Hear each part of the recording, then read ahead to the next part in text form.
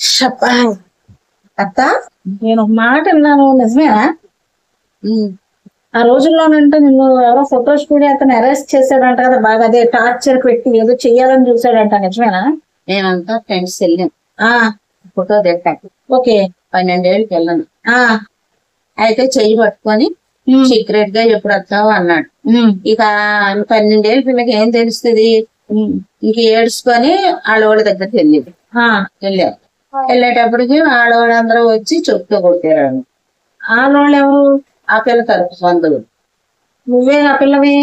ఆ పిల్ల నేనేలే, నేను మా ఫ్రెండ్స్ కూడా ఉన్నాం. ఓకే. చిన్న పిల్లని పట్టుకొని ఏం మాటలు పోయండి, మా ఊళ్ళో మా మేనత్తలు మా నాన్నమ్మ అందరూ వచ్చి జుట్టుకొని నాకు రండారండి. అంటే మీ అందరినీ చేయి పట్టుకున్నాడు ఆడైతే? పిల్లలందరినీ కూడాను ర్యాలీ చేశాడు. ర్యాలీ అంటే ర్యాగింగ్. ర్యాగింగ్ అండి. ర్యాలీ అంటే మా అత్త దృష్టిలో ర్యాగింగ్ ని ర్యాలీ అంటుంది. చిన్నపిల్లలని ఊరికేనమ్మా అన్నాను అనేసి గడ్డం పట్టుకొని అమ్మమ్మ తల్లి తల్లి, అమ్మమ్మ తల్లి తల్లి అని బతిమాలి కాళ్ళ మీద పడిపోయాడు. అంటే ఆ రోజుల్లో కూడా ఇలాంటి మనుషులు ఉన్నారు. అయితే ఉన్నారు. అప్పట్లో కూడా ఆడపిల్లల్ని చాలా ఇది చేశారు. కానీ ఏంటంటే అప్పట్లోని అండగా ఉండేవారండి, ఒకళ్ళకొకళ్ళు ఉండడం వల్ల వాళ్ళు బాగా అతన్ని కొట్టారు. చొప్పుతది కొట్టగానే వాడు భయపడ్డాడు అన్నమాట. అది ఈ రోజుల్లోని ఒకళ్ళకి ఒకటి జరిగితే ఇంకోళ్ళు పట్టించుకోరండి. మనలో వాళ్ళే పట్టించుకోకుండా పోతున్నారు. అంతేనా? అలా పట్టించుకుండేవాడు. మరి చూసారా, ఈ రోజే కాదండి ఆ రోజుల్లోనే ఉన్నారు ఇలాంటి వాళ్ళు. ఉన్నారు కదా, ఉన్నారంట. ఈ రోజే కాదు ఆ రోజుల్లో కూడా ఉన్నారంట అలాంటి వాళ్ళు. మరి ప్రతి చోట ఇలాంటివి జరుగుతూనే ఉంటున్నాయి. ఎందుకంటే మొన్న నేను న్యూస్ లో చూసానండి, ఒక పాప వాళ్ళ అమ్మా నాన్న మీద అలిగి వెళ్ళిందంట.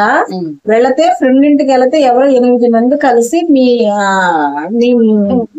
నీకు మంచి ఫ్రెండ్స్, నీకు సపోర్ట్ గా ఉంటామని చెప్పి ఆ పిచ్చది వాళ్ళ మాటలు నమ్మేస్తే 1 by 1 ఆఖరి 10th క్లాస్ పిల్లోడు కూడా అమ్మాయిని రేపెట్టని చేశాడంట. ఆ అమ్మాయి ఆటో ఎక్కి ఇచ్చేసారంట మాకు వాళ్ళ ఇంటికాడ దింపామని.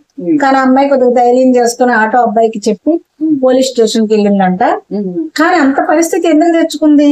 తల్లిదండ్రుల మాట అనుకోబట్టే కదా. తల్లి తండ్రి ఒక మాట అంటారండి, కోపంలో గసరడము ఇప్పుడు నష్టం ఎవరికి? ఆమెకే కదా, ఆవిడకే కదా జరిగింది నష్టం.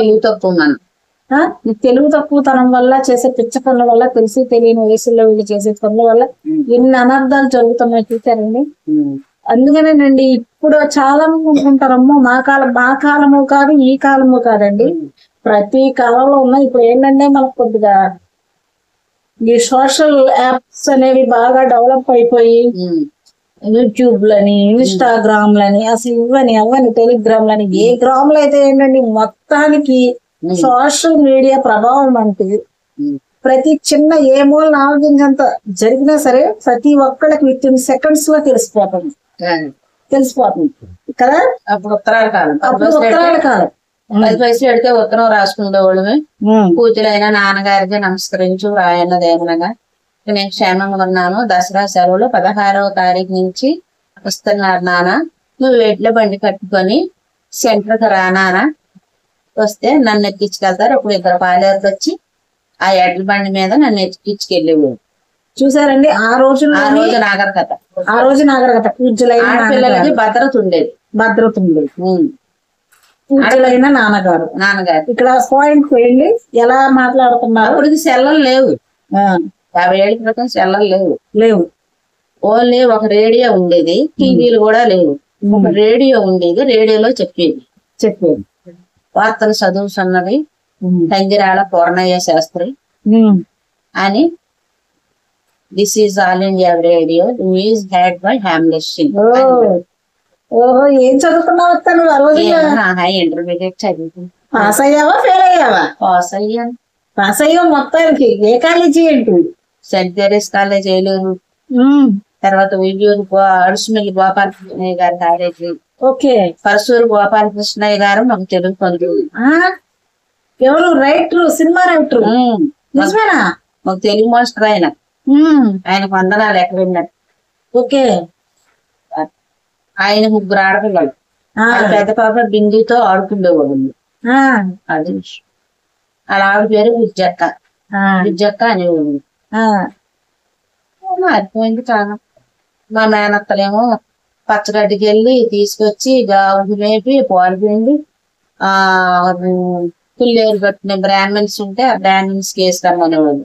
అప్పుడు ఎంత పాలు 3 పావళ 1 రూపాయి లేట్. బ్రాహ్మణులేమో ప్రసాదం పెట్టేవాళ్ళు.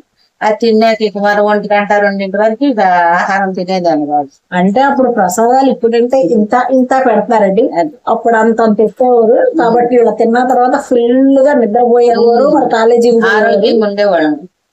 రాగాలు, నొప్పులు, షుగర్లు, బీపీలు ఏమీ లేవు.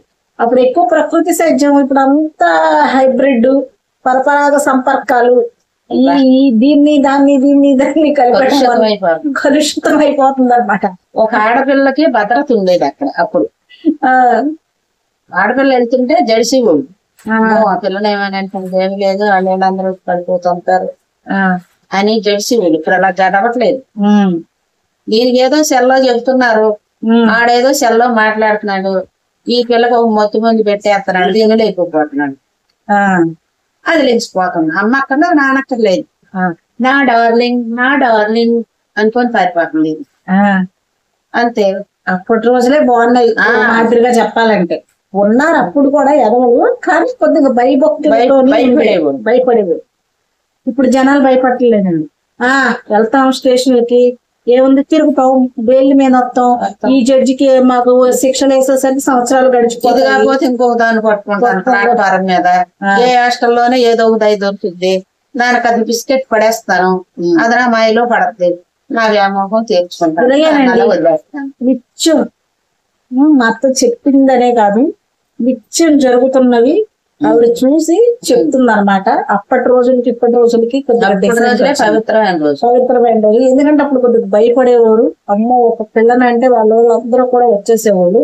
బట్ ఇప్పుడు ఎవరినన్నా ఎవరేం చేసినా నడి రోడ్డు మీద ఒక అమ్మాయిని అరెస్ట్ చేస్తున్నా సరే సరిగ్గా పట్టించుకునే మనుషులు అయిపోయారు.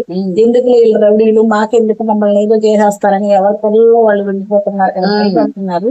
అందుకే మనుషులు అంత స్వేచ్ఛ అనేది ఎక్కువైపోయి, అంత అహంకారం ఎక్కువైపోయి, విచ్చమిడితనం ఎక్కువైపోయి పబ్లిక్ గానే ఒక ఆడపిల్లని అరెస్ట్ చేసే పరిస్థితి ఏర్పడుతుంది. అంటే ఆంధ్ర బంధు ఆ రోజుల్లో మాకు ఆంధ్ర బంధు అయితే కైకలూరు నుంచి అర్ధరైతే నడిచి వచ్చేసాను సూట్ కేసు వచ్చుకోండి.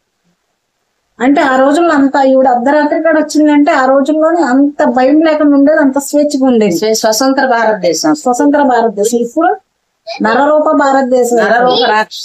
రాక్షసులు తాండవం చేస్తున్నారండి. 6 దానికి కొద్దిగా చీకటి పట్టి బయటకు వెళ్ళాలంటే కూడా భయం వేసే పరిస్థితులు ఏర్పడుతున్నాయంటే కారణం ఏంటంటే నేటి సమాజంలో స్థితిగతులు ఇలా మారిపోతున్నాయి. దానివల్ల సొసైటీ ఇంతగా చెడిపోయింది. ఆడపిల్లల మీద అఘాయిత్యాలు కూడా అంతగా తిరిగిపోతున్నాయి. ఏ దిక్కును చూసినా ప్రతిరోజు ఏదో ఒక్క మీద నమోదు అవుతూనే ఉందండి ఎవరి మినిట్ కి. అంతేనత్త దాని మహానే స్వీట్ లో హాట్ లో కాసేపు డ్రెస్ అనో ఏదో ఒకటి బిస్కెట్ పడేసి అమ్మాయిని మాయ మాటల్లో దింపేసేసి ఇంకేముంది అమ్మాయి ఏమనుకుంటుందంటే నన్ను ప్రేమించాడు ఇలా అలా అనుకోని ప్రాణం సర్వస్సు ఇవన్నీ అనేసి లోకం తీరు ఇలా అయిపోయింది. ఇక లేపుకెళ్ళిపోవడమో చంపేయడమో లేకపోతే ఇలా ఆడపిల్లల్ని అరెస్ట్ చేయడము ర్యాగింగ్ల పేరుతోనే ఇలాంటివి జరుగుతున్నాయి సమాజంలో. అందుకని ఆడపిల్లలు మాత్రం చాలా జాగ్రత్తగా ఉండాలండి. ఆ రోజుల్లోనే బామ్మకి అంత ఇన్సిడెంట్ జరిగిందంటే ఆ లోపల ఉండడం వల్ల సేవ్ అయింది. 12 years బేబీ, 12 years అప్పటికి. ఇప్పుడు ఆ 12 సంవత్సరాల పిల్లలు తప్పించుకోవడం అంటే చాలా కష్టం. పెద్ద పెద్దోళ్ళనే ఇచ్చేసేస్తున్నారు కదండి. ఇంకా చిన్నపిల్లలకి రక్షణ ఎక్కడ ఉంది? లంగావాణి వేసుకొని అప్పుడు పంజాబీ లేవు, ఆకుపచ్చ లంగా ఆకుపచ్చ వాణి వైట్ జాకెట్ యూనిఫామ్ అవి వేసుకొని సూట్ కేసు వచ్చుకొని వస్తుంటే ఏ మగవాడైనా తప్పుకోవాల్సిందే, పారిపోవాల్సిందే. లేక ఆ సూట్ కేసు ఎత్తి ఆడనెత్తి బద్దలు పడద్దేమో పిల్లని భయం. అలాగుండేవంట ఆ రోజుల్లో. కానీ ఈ రోజుల్లో అలా లేదు. ఒక 4-5 కుమ్మక్కవడం, అమ్మాయి మీద అటెంప్ట్ చేయడం. ఎందుకంటే ఒక్కదాన్ని చేసి అక్కడ దాకా ఎందుకు? మొన్న ఏం జరిగింది ఆత్మూరు కాడ 8 మంది ఆ పిల్లనే మైనారిటీ పిల్లని పాడు చేశారు. మరి ఆడికి ఊరేసారు. ఆడ 8 మందికి కళ్యాణ్ గారు ఏమన్నారు కదా, పవన్ కళ్యాణం బాబు ఏమన్నారు, ఆయన ఊరేసారో మరి ఏం చేశారో తెలియదు. తర్వాత వేసేయాలి ఊరి, అదే సరైన శిక్ష, అదే న్యాయం. అదే. ఓకే అండి, మళ్ళీ మళ్ళీ వస్తాం. బాయ్. హాయ్ అండి. హాయ్ అండి. మా వీడియో ఫస్ట్ టైం చూసినట్టయితే please like, share and subscribe. మా వీడియో ఫస్ట్ టైం చూసినట్లయితే ప్లీజ్ లైక్, సబ్స్క్రైబ్, స్టే. నాతో చాలా కష్టపడింది. మరి మా అత్త కోసం తప్పకుండా సబ్స్క్రైబ్ చేసి